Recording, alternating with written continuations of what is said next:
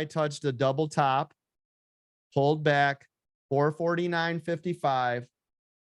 Now, what's funny is I've told you guys all morning, all morning long, what did I say was the critical level for SPY? I said 449.59. Didn't I say it all day?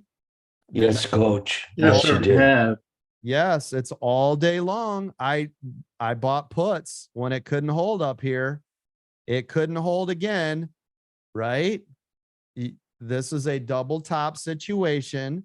And if you guys watched my tweet this morning, I told you guys to never buy calls at resistance or puts at support, because if we bought a call on SPY right here before it breaks and holds, it is more likely to go down than it is to go up, and you're going to get your faces ripped off. Yes,